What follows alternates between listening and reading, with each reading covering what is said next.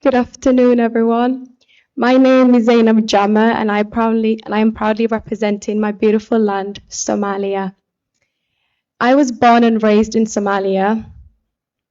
I grew up as a refugee, fleeing my country due to climate issues and conflict.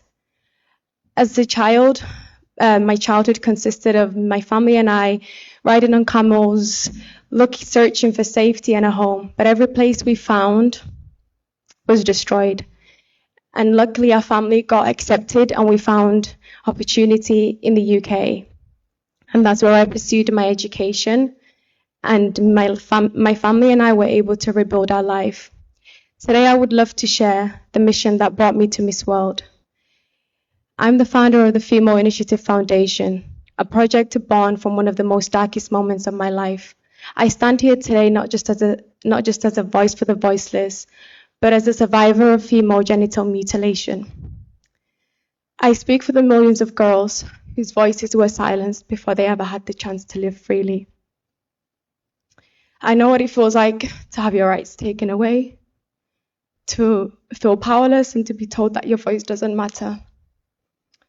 And I know there's a lot of people in the world who don't know what female genital mutilation is. And so I think it's really important that I raise awareness and I educate, and that was my main purpose at Miss World, was to teach people what female genital mutilation is. And I'd love to share with you guys the procedure that's done. I know that it's something that can be very uncomfortable, but I believe that it's something that the world needs to hear and needs to know. And I will explain to you this at first hand. I was 7 years old. I was outside playing with my friends when I was picked up. My clothes were ripped off, and I was taken to a room where 3 women waited with blades, scissors, and all tools. These women were not doctors, nor were they medically trained, just tradition passed down through generations. They cut off my clitoris, the part of my body meant for womanhood.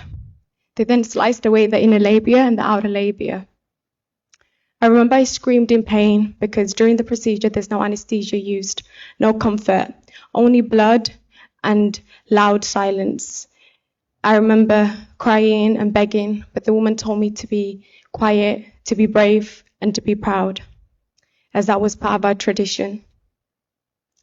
Once the cutting was done, my skin was stitched back together with thick thread or thorn, leaving only a tiny part of hole, barely enough for urine or blood to pass through.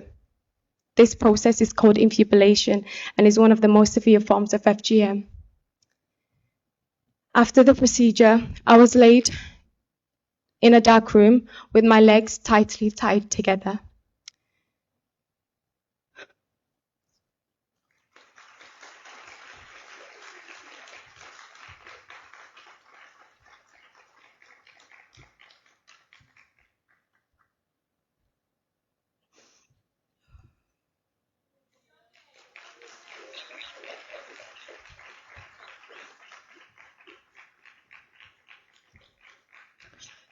So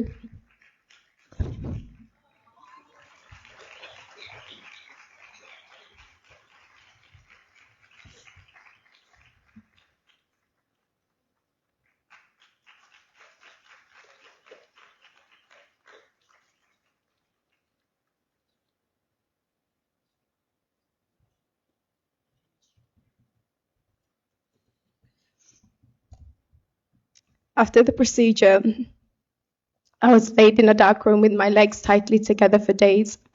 And I remember I was in a room and I was bleeding every day. I had no toys, I had nothing. I only had charcoal next to me, and I used to draw on the wall next to me, and I'd just draw my dreams away just to keep me alive, because that part after the procedures where a lot of girls die and they don't make it out alive. That moment changed me forever, and my childhood came to an end.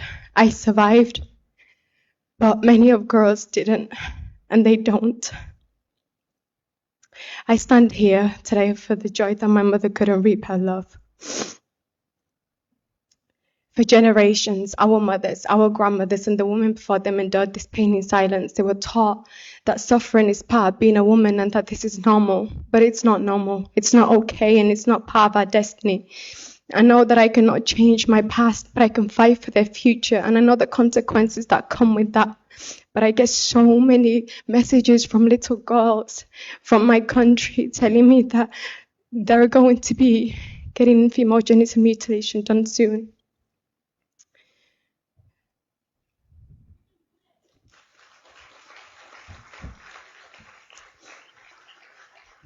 "98% of women in Somalia have undergone female genital mutilation." 98% is a very big number, and that 2% are just the infants that have not reached the age to be cut yet. That's a whole nation of women in my country. And through my foundation, I bring awareness. I go into community and I do public speaking. I teach mothers that that tradition should never come at the cost of a child's body or soul. We can honor our traditions without having to harm our little daughters. I also created a sisterhood of survivors back home in the UK. Most of them my closest friends. We cry together, we heal together, but most importantly, we use our voices.